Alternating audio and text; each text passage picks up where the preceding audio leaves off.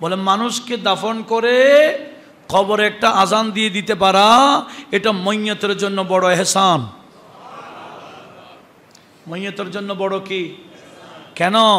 ওই যে ইবলিস ঢুকবে কবরের ভিতরে, নিজেকে খোদা দাবি করে ইশারা করবে, আমাকে দেখাইয়া দাও। তাহলে ইবলিসকে দৌড়াবার, ইবলিসকে তাড়াবার বড় অস্ত্রের নাম কি? আযান। আমার নবীজি বললেন, ইযা আযানাল মুআযযিনু আদবারা শায়তানু ওয়ালাহু দুরাত। মুআযযিন সাহেব যখন আজান শুরু করে দেন, ইবলিস কাছে থাকতে পারে না। এই আজান ইবলিসের জন্য বড় মারাত্মক অ্যাটেম্প। সে কাছে থাকতে পারে না, অনেক দূরে চলে যায় আজানের শব্দ শুনলে। সেজন্য কবরের ভিতরে আপনারা, আমার মুরব্বী, আমার আত্মীয়, আপনার আত্মীয়, আমার এলাকার মানুষ, আপনার এলাকার মানুষ কবরে ঢুকাই দিলে ইবলিস ডিস্টার্ব করে। তাহলে ইবলিস থেকে বাঁচাবার বড় পন্থার নাম হলো কবরের পারে একটা আজান দিতে পারা। জোরে বলুন সুবহানাল্লাহ। আমরা ইতিপূর্বে সূরাতুস সাবা ৩৯ নং আয়াত আমরা শেষ করেছিলাম, যেখানে রব্বুল আলামিন ইরশাদ করেছেন, কুল, হে রাসূল আপনি বলুন, ইন্না রাব্বি ইয়াবসুতুর রিজকা লিমান ইয়াশা মিন ইবাদিহি ওয়া ইয়াকদিরু লাহু ওয়া মা আনফাকতুম মিন শাইইন ফাহুয়া ইউখলিফুহু ওয়া হুয়া খায়রুর রাযিকিন।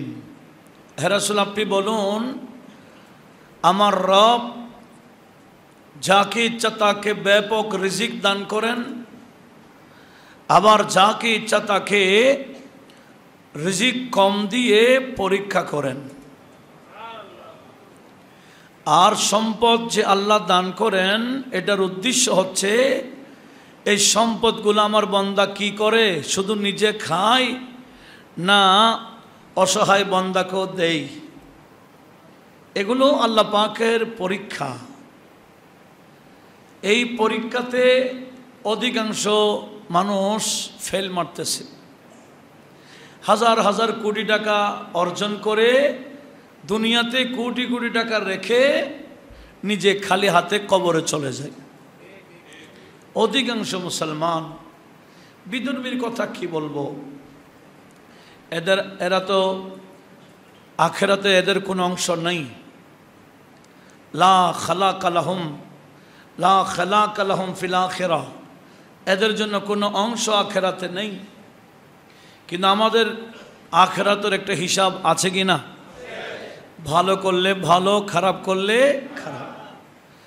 কিন্তু বিধর্মীদের জন্য তো সব বরাবর আখেরাতে। যারা ভালো করে, ভালোর বিনিময়ে আল্লাহ তাদেরকে দুনিয়া তো দিয়ে দেয়।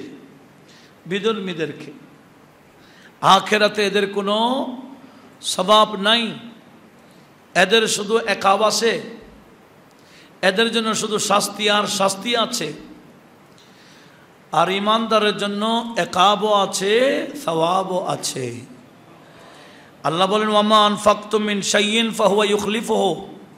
কেউ, হে রাসূল আপনি বলে দিন, তোমাদের মধ্যে যারাই আল্লাহ রাস্তায় খরচ করো, এদিকে খরচ করতে দেন নাই, ওদিকে সেই টাকা আমার আল্লাহ কুদরতি ব্যবস্থাপনায় ফিল আপ করে দেয়। এমনি খলব বলা হয় পিছে, এখানে এদিকে সামনে দিবে বান্দা, পিছনে আমার আল্লাহ জায়গা বরাবর। হয়তো 100 টাকা খরচ করেছে, আমার আল্লাহ কমপক্ষ হলো 1000 টাকা দিবে। কমে দিল, আল্লাহ পাক কিভাবে বরকত দিবে আমরা নিজেরাও বুঝি না। সেজন্য আমাদের কাছে এখন আল্লাহ পাকের উপর আস্থা, ভরসা মুসলিম মিল্লাতের কাছে নাই বললেই চলে। আল্লাহ বলেন, ওয়াহুয়া খায়রুর রাযিকিন, আমার আল্লাহ হলেন উত্তম রিজিক দাতা। একটু জোরে বলি না সুবহানাল্লাহ। রিজিক আল্লাহই দেন, সেজন্য কাউকে রিজিক বেশি দিয়ে পরীক্ষা, আবার কাউকে কম দিয়ে পরীক্ষা। সেজন্য আমাদের নবীজি বলেছেন দুনিয়াবি বিষয় হলে আমাদের উচিত নিচের দিকে দেখা। আরেকজনের কাছে কোটি টাকা আছে, আমার কাছে নাই, এটা দেখলে অন্তর চটপট করবে কোটি টাকার মালিক হওয়ার জন্য। তো নবীজি বলেন দুনিয়াবি বিষয় হলে উপরে দেখিও না, দুনিয়াবি বিষয় হলে তোমার নিচে যিনি, তুমি তো ভালো খাচ্ছ, আরেকজন খাবার জন্য পাচ্ছে না, তাকে দেখো। তুমি তো রাতে আরামে ঘুমাইতে পারছো, শীতের মৌসুমে অনেকে ঘরে কাতরাচ্ছে, কেন? ভিতরে বাহিরে বরাবর শীত কন্ট্রোল হচ্ছে না, তুমি তাকে দেখো। সেই তুলনায় আল্লাহ তোমাকে অনেক আরামে রেখেছে, তখন তোমার ভিতর থেকে শুকরিয়াটা এসে যাবে। একটু জোরে বলুন না সুবহানাল্লাহ। এরপরে আমার আল্লাহ কি বললেন, আজকে এখান থেকে শুরু হবে। আউযু বিল্লাহি মিনাশ শাইতানির রাজীম। ওয়া ইয়াওমা ইয়াহশুরুহুম জামিআ সুম্মা ইয়াকুলু লিল মালাইকাতি আহাউলাই ইয়্যাকুম কানু ইয়াবুদুন। এই বান্দারা যখন কিয়ামতের ময়দানে উঠবে, আমার আল্লাহ বলি ইয়াওমা ইয়াহশুরুহুম জামিআ, সবাইকে আমার আল্লাহ কিয়ামতের ময়দানে হাসর করবেন। হাসর অর্থ হলো একত্রিত করা। রব্বুল আলামিন আদম আলাইহিস সালাম থেকে শুরু করে কিয়ামতের আগ পর্যন্ত যারাই আসবে, কিয়ামতের ময়দানে সবাইকে একটা ময়দানে উপস্থিত করাবেন। জোরে বলুন সুবহানাল্লাহ। ওটার নাম ইয়াউমুল মাহশার। ইয়াউমুল মাহশার, ইয়াউমুল হাশর, একত্রিত হওয়ার দিন। আল্লাহ বলে ইয়াউমা ইয়াহশুরুহুম জামিআ, সবাইকে আমি এক জায়গায় একত্রিত করব। সুম্মা ইয়াকুল, এরপরে আমার আল্লাহ বলবেন লিল মালাইকাতি, ফেরেশতাদেরকে সম্বোধন করে বলবেন আহাউলা ইয়াকুম কানু ইয়াবুদুন, এরা তো আমার ইবাদত করতো না,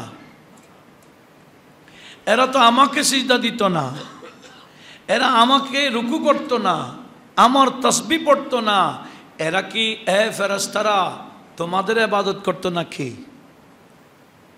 আল্লাহ জানে কি না? জানার পরও আমার আল্লাহ ফেরেশতাদেরকে বলছে আহাউলাই ইয়াকুম কানু ইয়াবুদুন, এরা কি তোমাদের ইবাদত করতো? ক্বালু, ফেরেশতারা উত্তর দিবে সুবহানাকা আনতা ওয়ালিয়ুনা মিন দুনিহিম, ও আল্লাহ তোমার পবিত্রতা বর্ণনা করছি, তোমরা, এরা আমাদের কোনো ওলি নয়, আমাদের ওলি হচ্ছেন তুমি আল্লাহ। জোরে বলুন সুবহানাল্লাহ। তুমি তো আমাদের ওলি, তুমি তো ভালো করে জানো। বল কানু ইয়াবুদুনাল জিন্না, এরা তো জিনের ইবাদত করত। শয়তান হলো কি? জিন। ওয়া কানা মিনাল জিন্নে, আছে না কোরআন শরীফে ইবলিসের ব্যাপারে? ইবলিস হচ্ছে কিসের তৈরি? আগুনের। এরা জিনজাত। ও আল্লাহ, এরা আমাদের ইবাদত করতো না, আমাদের কথাই চলতো না, এরা চলতো জিনের কথায়, ইবলিসের কথায়। ইবলিসের সঙ্গীরা যা যা বলতো এরা তাই করত। এরা জিন্নাতের কথা শুনতো। ওয়াকানু বাল কানু ইয়াবুদুনাল জিন্না, এরা জিনেরই ইবাদত করত। আমরা ফেরেশতার ইবাদত করতো না, তুমি আল্লাহরও ইবাদত করতো না, এরা ইবাদত করত জিনের। একটু বড় আওয়াজে বলুন না নাউজুবিল্লাহ। এই মূর্তি পূজা শিখাইলো কে? এ জিন, ইবলিস। ইদ্রিস আলাইহিস সালামকে আসমানে উঠাই নেওয়ার পরে, এর আগে শিরিক ছিল না। আল্লাহ ইদ্রিস আলাইহিস সালামকে আসমানে উঠাই নেওয়ার পর যখন ওনার আত্মীয়রা কান্নাকাটি করছে, কোথাও ওনাকে মিলছে না, এই সুযোগে ইবলিস সদ্ব্যবহার করে ফেলেছে। কীরকম সুযোগে সদ্ব্যবহার? ইবলিসেরটা কি আর সদ্ব্যবহার? ইবলিশের তা তো সৎ ব্যবহার না, এমনি আমি কথার কথাই বললাম। ইবলিশ সুযোগে কাজ করে ফেলেছে। কি কাজ? সে বলছে তোমরা কাঁদছো কেন? কেউ বলছে আমাদের বাবা কোথায় গেছে কে পাচ্ছি না, কেউ বলে নানা নাই, কেউ বলে দাদা নাই, এক একজন এক একটা নাম ধরে কান্দে। আচ্ছা বলে একটু অপেক্ষা করে আমি আসতেছি। ইবলিশ কি করলো? হযরত ইদ্রিস আলাইহিস সালামের একটা ছবি অঙ্কন করে এদের সামনে এনে দিচ্ছে, বলে তোমাদের দাদা, তোমাদের নানা, তোমাদের বাবা এরকম নাকি? বলে হ্যাঁ হুবহু ছবি। বলে ছবি? বলে আমি তোমাদের জন্য আনছি, তোমাদের প্রশান্তির জন্য। ওনার জন্য মন টানলে একটু ছবির সামনে আনলে তোমরা একটু মনে প্রশান্তি পাবা। এরাও খুশি হয়ে গেছে। এগুলা কাজ কার? ইবলিশের। এক পর্যায়ে কি করলো? এরা যখনই ইদ্রিস আলাইহিস সালামের স্মরণ হয়, ফটোর সামনে আসে, কান্দে। এইভাবে করতে করতে এক পর্যায়ে আল্লাহ পাকের ইবাদত ভুলে গেল। সিজদা আল্লাহকে দেয় না, রুকু আল্লাহকে করে না। এরা এই পটুকে সিজদা করা শুরু করে দিল। জোরে বলুন নাউজুবিল্লাহ। এই পটুর ইবাদত শিখাইছে কে? ইবলিশ। আমাদের দেশে অনেক জাহেলরা পটুর ইবাদত করে, নাম দেয় সুন্নি। নাম কি? এরা কি সুন্নি? এদের নাম কি? সবসময় আমরা একটা কথা বলি, সুন্নিরা ভণ্ডামি করে না। ভণ্ডামির পক্ষে সুন্নিয়ত নাই। পটুকে সামনে রেখে, পটুকে গলার মালা দেওয়া, পটুকে সামনে রেখে সিজদা মারা, এগুলা চেহালতি, মূর্খতা, এগুলার নাম ভণ্ডামি। এগুলার সাথে সুন্নিয়তের কোনো সম্পর্ক নাই। এই কাজটা শিখাইল কে? ইবলিশ। অনেকে বেশি আবেগে গিয়ে এমন কাজ করে ফেলে যেগুলা বদনাম হয় সুন্নিয়তের। এটা জায়েজ আছে কি নাই সেটা দেখে না। এখন অনলাইন যুগ, ফেসবুকের যুগ, কোথায় কে কী করে সব ভিডিও করে ফেসবুকে আপলোড দেয়, দেখে না। সেজন্য অনেক সতর্ক। সেজন্য অনুরোধ জানাবো, এমন কোনো কাজ আমার পক্ষ থেকে যাতে না হয় যেটা আমার মাধ্যমে সুন্নিয়তের বদনাম হয়। আপনি এমন কাজ করবেন না যে আপনার মাধ্যমে সুন্নিয়তের বদনাম হবে। সবসময় সুন্নিয়তের সুনাম হয়, সম্মান রক্ষা হয়। এই ব্যাপারে আমাদের সবাইকে সতর্ক থাকতে হবে। একটু জোরে বলুন না সুবহানাল্লাহ। আল্লাহ সে তৌফিক আমাদের দান করুক, আমিন বলেন। তাহলে পটুর ইবাদত শিখাইল কে? এক পর্যায়ে এমন ইবাদত শুরু করেছে, পটুর ইবাদত। এখন ওই পটু দিয়ে কাজ করে না, এরা মাটি দিয়ে, পাথর দিয়ে মূর্তি বানা শুরু হয়ে গেছে। মূর্তি বানাইয়া মূর্তি পূজা শুরু। এমন অবস্থা হয়ে গেল, সর্বপ্রথম আমার আল্লাহ এগুলাকে শিক্ষা দেওয়ার জন্য, এই শিরিক থেকে মানুষকে দূরে রাখবার জন্য সর্বপ্রথম শরীয়ত দিয়ে হযরতে নূহ আলাইহিস সালামকে প্রেরণ করেছেন। নূহ আলাইহিস সালামের শরীয়ত হলো শরীয়তে তাশরিঈ, শরীয়তের ওহী। সেজন্য কোরআন শরীফে আল্লাহ আমাদের নবীর ওহীর সাদৃশ্য দিয়েছেন নূহ আলাইহিস সালামের ওহীর সাথে। আল্লাহ পাক বললেন, ইন্না আওহায়না ইলাইকা কামা আওহায়না ইলা নূহিন ওয়ান নাবিয়্যিনা মিন বাদিহি। একটু জোরে বলি না সুবহানাল্লাহ। কেন? নূহ আলাইহিস সালামের আগে ওহী ছিল না? ছিল। ইদ্রিস আলাইহিস সালাম, ওনার কাছে 30টা সহিফা নাজিল করেছে। আদম আলাইহিস সালামের কাছে ওহী আসতো, শীশ আলাইহিস সালামের কাছে ওহী আসতো, কিন্তু আমাদের নবীর ওহীটাকে ওনাদের সাথে সাদৃশ্য দেয় নাই। সাদৃশ্য দিয়েছে কাদের? কার? হযরতে নূহ এবং নূহ আলাইহিস সালামের পরবর্তী। কেন? শরীয়তের উপর। কারণ আমাদের নবীর ওহীটা হলো ওহীয়ে তাশরিঈ, শরীয়তের ওহী। সর্বপ্রথম শরীয়তের ওহী প্রেরণ করছেন হযরতে নূহ আলাইহিস সালামের মাধ্যমে। একটু জোরে বলি না সুবহানাল্লাহ। যেখানে শিরিক এমনভাবে ছড়িয়ে গেছে, নূহ আলাইহিস সালাম 950 বছর তাবলীগ করেও 80-81 জন মাত্র মুসলমান বানাইতে পেরেছে, বাকিরা মুসলমান হলো না, শিরকে নিমজ্জিত হয়ে রাখল। আর ওনাকে জুলম ও সিতম করে, ওনার উপর জুলুম করে, অন্যায় করে, তো উনি আর সহ্য করতে না পেরে আল্লাহর কাছে একটা দোয়া করে দিলেন, রব্বি লা তাদার আলাল আরদি মিনাল কাফিরিন দাইয়ারা, আল্লাহ কাফেরকে জমিনে রাখিও না, এদেরকে ধূলিসাৎ করে দাও, এরা জন্ম দিলে কাফের জন্ম দিবে, এদেরকে ধ্বংস করে দাও। তো নূহ আলাইহিস সালামের দোয়া আল্লাহ কবুল করেছেন, তুফান দিল, এদেরকে ধ্বংস করে দিল। একটু বড় আওয়াজে বলি না নাউজুবিল্লাহ। তো কি বলতে চাইছিলাম, মূলত কাজটা করাইল কে? একটু সবাই বলি কে? ইবলিস। এটা কোন জাতি? জিন জাতি। সেজন্য ফেরেশতারা বলেছেন, বল কানু ইয়াবুদুনাল জিন্না, ও আল্লাহ এরা তোমারও ইবাদত করতো না, আমাদেরও ইবাদত করতো না, ইবাদত করতো জিনের, জিনের কথায় উঠতো আর বসতো, ইবলিস যেটা বলতো সেটাই করতো, এভাবে চলতো।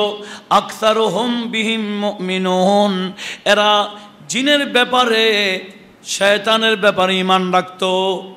এরা তুমি আল্লাহর কুদরত মানে না, শয়তানের ক্ষমতা মানে। আমাদের দেশে এরকম আছে, ইবলিসি ক্ষমতা মানেনি, রসুলের ক্ষমতা আল্লাহ যে দিয়েছেন এটা মানে না। যেমন একটা হাদিস আমি আপনাদের সামনে উপস্থাপন করছি, সবাই একটু মনোযোগে শুনবেন। হযরতে ইমামে হাকিম তিরমিজি, একজন হলেন আবু ঈসা তিরমিজি, ইনি সিহাসিত্তার ইমাম, তিরমিজি শরীফ লিখেছেন। আরেকজন হলেন হাকিম তিরমিজি, উনিও বিশাল হাদিসের কিতাব লিখেছেন। ওই হাদিসের কিতাবটাও কমপক্ষ হলো 10-12 হাজার টাকা হবে একটা কিতাব। এখন তো আরও দাম, এখন ডলার দাম বেড়ে গেছে, কিতাবের দামও বেড়ে গেছে।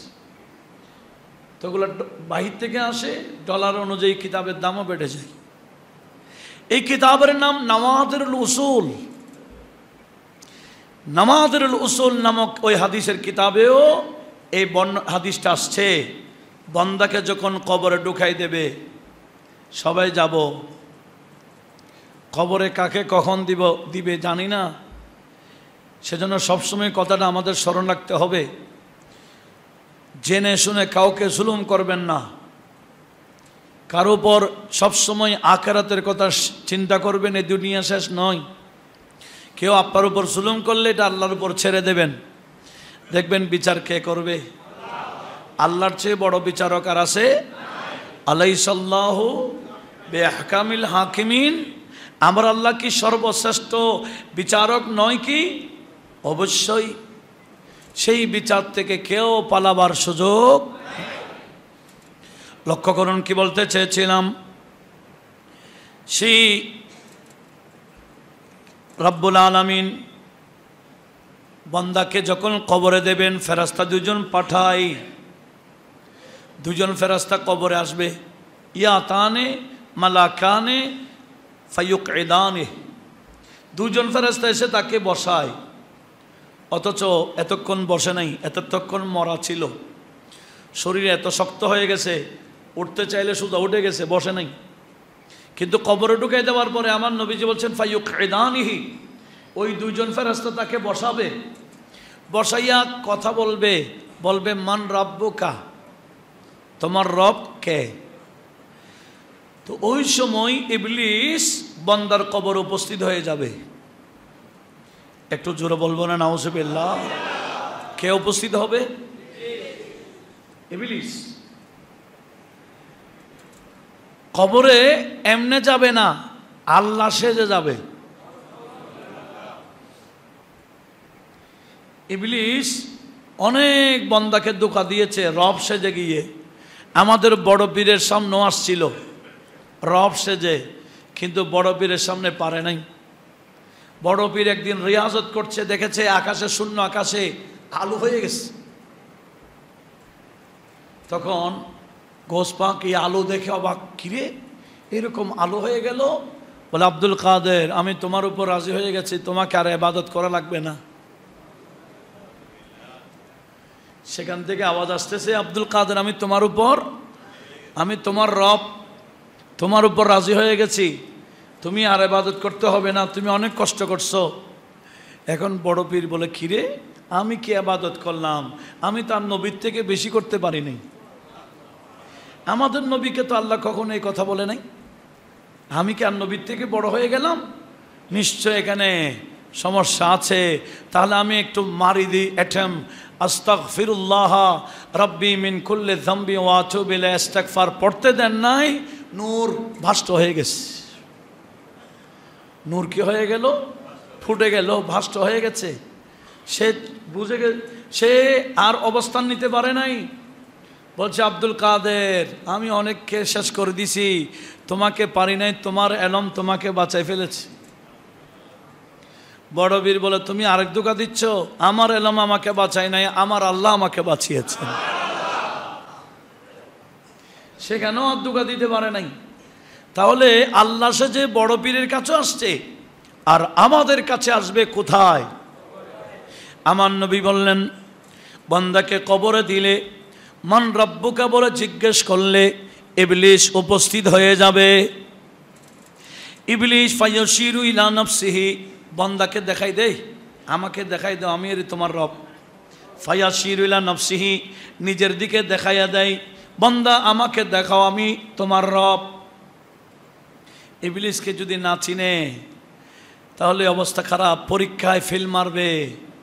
সেজন্য ফতোয়ার কিতাবে আসছে, যে ফতোয়া গোটা বিশ্বব্যাপী চলে, এই ফতোয়ার নাম রদ্দুল মুখতার আলা দুরুল মুখতার। আল্লামা ইবনে আবেদিন শামী রহমতুল্লাহ আলাইহি এই ফতোয়ায়ে শামী হিসেবে গোটা বিশ্বে পরিচিত। এই ফতোয়াতে বাবুল আজানে আছে, আলা হযরত ফাজিল বরভি রাদিয়াল্লাহু তাআলা ওনার একটা কিতাব আছে, ইযানুল আজরি আলা আযানিল কবরি। বলে, মানুষকে দাফন করে কবরে একটা আজান দিয়ে দিতে পারা, এটা মইয়তের জন্য বড় ইহসান। মইয়তের জন্য বড় কি? কেন? ওই যে ইবলিস ঢুকবে কবরের ভিতরে, নিজেকে খোদা দাবি করে ইশারা করবে, আমাকে দেখাইয়া দাও। তাহলে ইবলিসকে দৌড়াবার, ইবলিসকে তাড়াবার বড় অস্ত্রের নাম কি? আযান। আমার নবীজি বললেন, ইযা আযানাল মুআযযিনু আদবারা শায়তানু ওয়ালাহু দুরাত। মুআযযিন সাহেব যখন আযান শুরু করে দেন, ইবলিস কাছে থাকতে পারে না। এই আযান ইবলিসের জন্য বড় মারাত্মক অ্যাটেম্প। সে কাছে থাকতে পারে না, অনেক দূরে চলে যায় আযানের শব্দ শুনলে। সেজন্য কবরের ভিতরে আপনারা, আমার মুরব্বী, আমার আত্মীয়, আপনার আত্মীয়, আমার এলাকার মানুষ, আপনার এলাকার মানুষ কবরে ঢুকাই দিলে ইবলিস ডিস্টার্ব করে। তাহলে ইবলিস থেকেই বাঁচাবার বড় পন্থার নাম হলো কবরের পারে একটা আযান দিতে পারা। জোরে বলুন সুবহানাল্লাহ। কেউ মারা গেছে, কবরের পারে যখন আযান দিবে, আরেকজন বলবে বেদাত বেদাত বেদাত। কিরে ভাই, বাচ্চা হলে আজান দেয় না, শুধু আজান শুধু নামাজে দেয়? নামাজ আজান শুধু আজানের নামাজে দেয় নাকি? বাচ্চা হলে আজান দেয় না? ভূমিকম্প হলে আজান দেয় না? মুসিবত আসলে আজান দেয় না? মানুষ টেনশনে বললে আজান দেয়, ঘর বন্ধ করলে আজান দেয়। ওমা সব জায়গায় আজান চলে, ওমা কবরে দিলে বেদাত। বেদাত কাকে বলে? আমার নবীজি বলছেন, মান আহাদাসা ফি আমরিনা হাযা মা লাইসা মিনহু ফাহুয়া রাদ্দুন। এই বিষয়টা একটু শিক্ষিত সমাজ বোঝার একটু চেষ্টা করুন। নবীজি বলেন, আমার যারা এই ধর্মের মধ্যে নতুন আবিষ্কার করেছে, মান আহাদাসা, আহাদাসা মান নতুন আবিষ্কার করেছে, ফি আমরিনা হাযা আমাদের ইসলামের মধ্যে, যারা আমাদের ইসলামের মধ্যে নতুন আবিষ্কার করেছে কি জিনিস?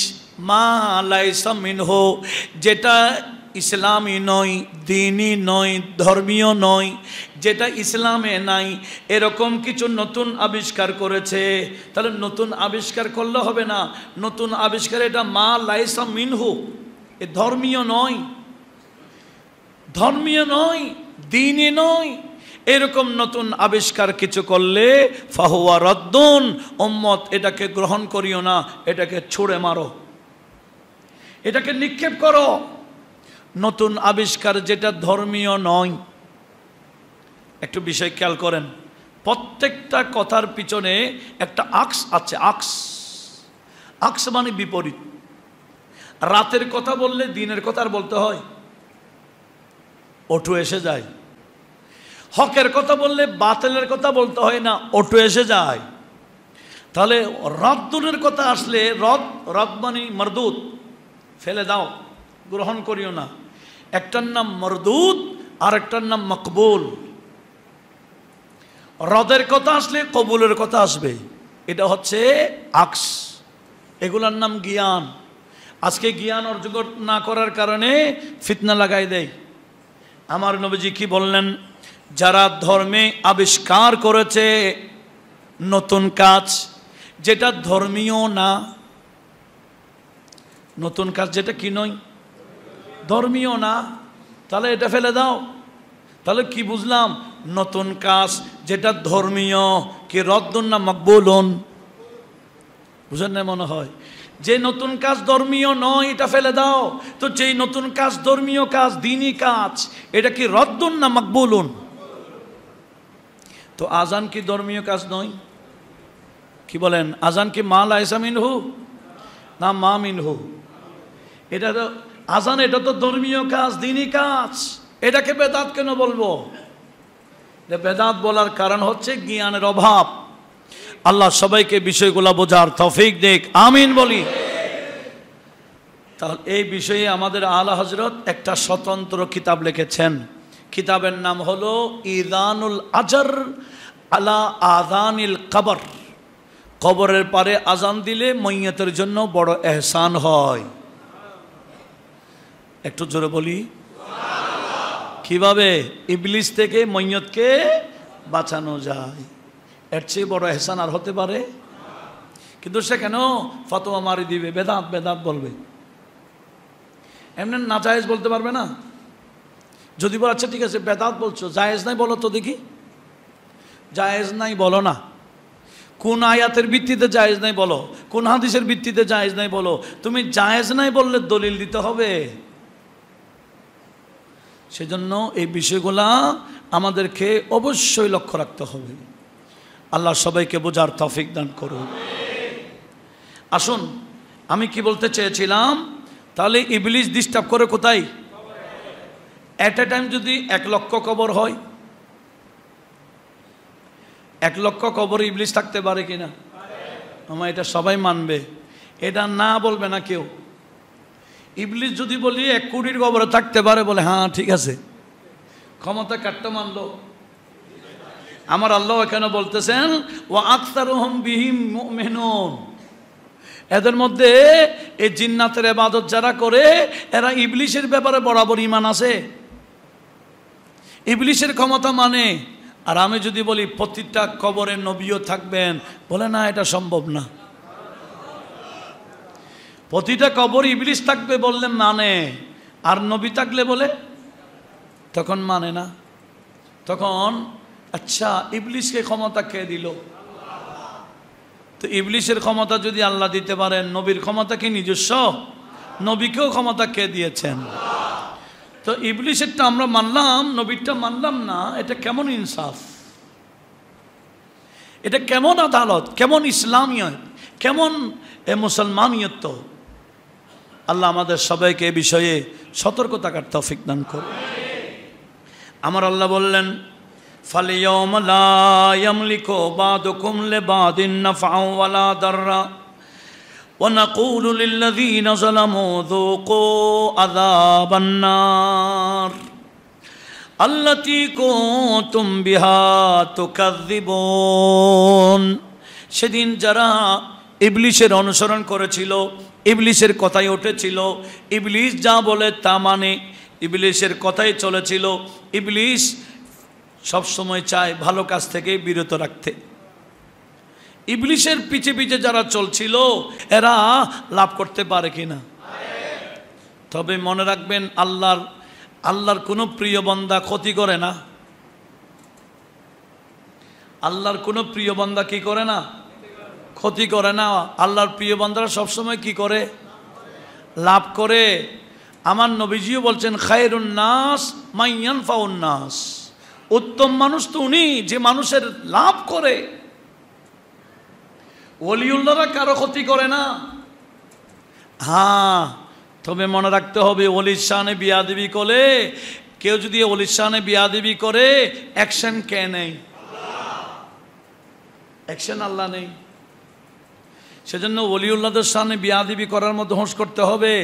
কাকে কোন দিকে আমার আল্লাহ সৈন্য পাঠাই দেয় কেউ জানে না।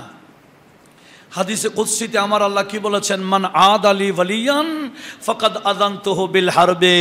আমার ওলির বিরুদ্ধে যাইবা, বিরুদ্ধে কিছু করবা, আমার ওলি কিছু করে না, অ্যাকশন আমি আল্লাহ নি। একটু বড় আওয়াজে বলুন না নাউজুবিল্লাহ। সেজন্য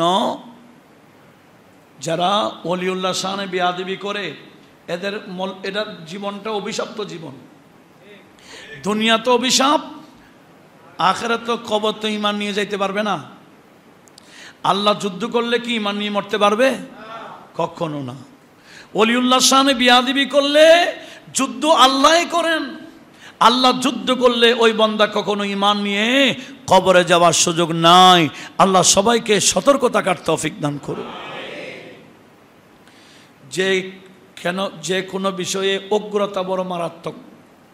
উগ্রতা, এই হিন্দুদের মধ্যে দেখতেছেন না কতগুলো উগ্রতা, কি ইসকন, কি যে মারাত্মক। এরা বড় মারাত্মক। এরা হিন্দুদের মধ্যে জঙ্গি আছে কি না? গতকাল দেখলেন এই শেরপুরের মধ্যে, ওদিকে সিলেট রোডে কি মারাত্মক করছে। জুব্বা আছে আমার মতো, টুবিও আছে, দাড়িও আছে। এই ওই এলাকার ওই দরবারের মধ্যে মসজিদে আগুন লাগাই দিল। মহিষ নিয়ে যাচ্ছে, দম্বা নিয়ে যাচ্ছে, ফ্যান নিয়ে যাচ্ছে। আপনারা তো অনলাইনে সব দেখছেন। একটু লজ্জাবোধ করছেন, আমি আরেকজনের মাল কিভাবে নিয়ে আসতেছি। হিন্দুরও তো হিন্দু, ইসকন তো ইসকন, এদের ঈমান নাই, এরা মুসলমান না, এদের আদর্শ নাই, এটা তো আমরা জানি। কিন্তু আমি মুসলমান নামদারে আমি কিভাবে আরেকজনের এভাবে মাল গসব করে নিয়ে আসতে পারি? আজকে এদের কারণে ইসকনরা সুযোগ পাচ্ছে। এই উগ্রতা ছাড়তে হবে, উগ্রতা ছাড়তে হবে। দেখছেন, সেজন্য আমাদের মুসলিম মিল্লাতের উচিত এই ইসকনরা আমাদের বাংলাদেশের মধ্যে, এই মুসলমানদের মধ্যে এই কি সাম্প্রদায়িক দাঙ্গা লাগাবার চেষ্টা চালাচ্ছে। আমাদের এই সময় মুসলমানদেরকে খুব সতর্কতার মাধ্যমে সামনে আগাইতে হবে। নতুবা দেখবেন হিন্দু মুসলিম কি লাগাই দিবে, দাঙ্গা লাগাই দিলে অনেক বিধর্মী রাষ্ট্র তো দেখে আসে, হুট করে এরা এসে দখল করবে। সেক্ষেত্রে আমাদের মুসলমান সতর্ক থাকার দরকার আছে কি না? তো আপনার কি দরকার আরেকজনের মসজিদের মধ্যে আগুন লাগাইবার, আরেকজনের মহিষগুলা নিয়ে আসার, সেখানে আগুন ধরায় দেওয়ার? এটা কি মুসলমানিয়ত? এটা কি আমাদের নবীজির আদর্শ? এদের কারণে আজকে মুসলমানদের এই নাজুক পরিস্থিতি। এই উগ্রতা কিছু মুসলমানদের মধ্যে, এই উগ্রতা কোত্থেকে আসছে? এগুলো তো মুসলমানের আদর্শ না। এই উগ্রতা শিখাইছে ইহুদি। এগুলো ইহুদি এজেন্ডা মুসলমান বাস্তবায়ন করতেছে। এই ইহুদি অনুসরণ থেকে আমাদেরকে ফিরে আসতে হবে। আজকে মুসলমান কত লজ্জাশীল হওয়া দরকার। মুসলমানদের লাজ শরম থাকা দরকার। সে জায়গায় গরু একটা চুরি করে নিয়ে আসছে, গজব করে নিয়ে আসছে, সেটা আরো অহংকার করতেছে। লাজ শরম বলতে কিছুই নাই। আল্লাহ পাক সুবহানাহু ওয়া তাআলা মুসলিম মিল্লাতকে এই বিষয়গুলো বোঝার তৌফিক দেখ, আমিন বলেন। তো ইসকনের বিরুদ্ধে এখন বলার কোনো সুযোগ আমাদের আছে? তারা তো এটা দেখাই দিবে, বলে আমরা তো মসজিদের বাইরে থেকে মারছি, আগুন তো ধরাই নাই। তো তোমরা মুসলমান তো মসজিদে আগুন ধরা দিছ। ইসকন যতটুকু ক্ষতি করতে পারে নাই তার চেয়ে মারাত্মক করেছে। উভয়টা অগ্রতা। হিন্দু ধর্মের মধ্যে হিন্দু ধর্মী একটাই, আর হিন্দু অগ্রতা আরেকটা। এটা ইসকন হিন্দুদের মধ্যে বড় মারাত্মক। ঠিক আমাদের মুসলিম মিল্লতের মধ্যে কিছু উগ্রতা আছে, এই উগ্রতা পরিহার করতে হবে। আমাদের নবীজির আদর্শ আমাদেরকে এগিয়ে নিতে হবে। আর ওলিউল্লাহরা কোনো উগ্রতা দেখাইয়া ইসলাম প্রচার করে নাই, এই ওলিউল্লাহরা ইসলাম প্রচার করেছে নবীজির আদর্শ দেখিয়ে। মানবতা ইসলামের মধ্যে কি? মানব সেবা, মানবতা। এভাবে জ্বালাই ফুরাই ফেলা, আরেকজনের গসব করা, এটার নাম মানবতা? এটা তো মানবতা বিরোধী। আল্লাহ পাক সবাইকে এই বিষয়গুলো বোঝার তৌফিক দিক, আমিন বলেন। আসুন তো, আমার আল্লাহ বলেন এই যারা ইবলিশের অনুসারী, ইবলিশের ইবাদত যারা করে, কিয়ামতের ময়দানে এরা একে অপরের লাভ ক্ষতি করতে পারবে। এটা বলেছেন ইবলিশের অনুসারীদেরকে। আর আমরা এই কোরআন শরীফের আয়াতটা লাগাই দিব কার? ওলির শানে। বলে ওলিরা লাভ ক্ষতি করতে পারে না। আরে ভাই, ওলিউল্লাহরা লাভ ছাড়া ক্ষতি করে না, আমি সেটা বলতে চাইছিলাম। ওলিউল্লাহরা লাভ ছাড়া ক্ষতি, ওলিউল্লাহর বিরুদ্ধে বললে অ্যাকশন নেই কে? আল্লাহ। আসুন, আমার আল্লাহ কি বললেন? ওয়ানাকুলু লিল্লাযিনা যালামু, সেদিন আমি আল্লাহ জালেমদেরকে, দুনিয়ায় যারা জালেম ছিল, আল্লাহ ছাড়া কারো ইবাদত করার নাম জুলুম, জুলুমের নাম শিরিক। ইন্না শিরকা লা যুলমুন আযীম, শিরিক হলো বড় জুলুম। আমার আল্লাহ কোরআনে পাকে কি বললেন? শিরিক হলো বড় জুলুম। আল্লাহ ছাড়া কারো ইবাদত করা, এটার নাম বড় জুলুম। সেদিন কিয়ামতের ময়দানে আমার আল্লাহ বলেন, আমি জালেমদেরকে বলবো, এই মুশরিকদেরকে বলবো, যুকু আযাবান নার, তোমরা জাহান্নামের আযাবের মজা বুঝো। জাহান্নামের মজা, আগুনের মজা বুঝো। এগুলা কেন? আল্লাতী কুনতুম বিহা তুকাযযিবুন, যেটা দুনিয়ার মধ্যে আমি আল্লাহর কুদরতকে অস্বীকার করেছো, আমার বন্ধুর ক্ষমতাকে অস্বীকার করেছো, আমার বন্ধু আউলিয়া কেরামের বিরুদ্ধে কথা বলেছো, যে কাজে আজকে তোমাদেরকে আযাব, জাহান্নামে শাস্তি দেওয়া হচ্ছে। ফাযুকু আযাবান নারি, এবার জাহান্নামের আগুনের মজা বুঝো। জাহান্নামের আগুনের মজা কি শেষ আছে? সে মজা দিতেই থাকবে। মজা না? কেমন মজা? ওখানে গেলে বুঝবে। আল্লাহ হেফাজত করুক, আমিন বলি। আমার আল্লাহ বললেন এদেরকে কিয়ামতের ময়দানে আমার আল্লাহ শাস্তি আর শাস্তি দিবেন। বিদায় এ কোরআনের এ ওয়াজ আমরা সামনে রেখে আমরা কোরআনের তাফসীরগুলো আমাদের শোনা দরকার। আজকে কোরআন তেলাওয়াত করে ব্যাখ্যা করে ভিন্ন প্রেক্ষাপট আমার আল্লাহ বলেছেন একদিকে, তারা বলে আর বিপরীত দিকে। সেজন্য কোরআন সামনে রেখে কথা বলা এত সহজ নয়। আমার নবীজি বলেছেন, মান ফাসসারাল কোরআন বিরাইহি, যারা মন গড়া কোরআন তাফসীর করবে, ফালিয়াতাবাআ মাকাদাহু মিনান নার, সে নিজের ঠিকানা নিজেই জাহান্নাম থেকে বেছে নিতে হবে। একটু বড় আওয়াজে বলুন না নাউজুবিল্লাহ। আল্লাহ আমাদের সবাইকে সেদিকে লক্ষ্য রাখার তৌফিক দান করুক।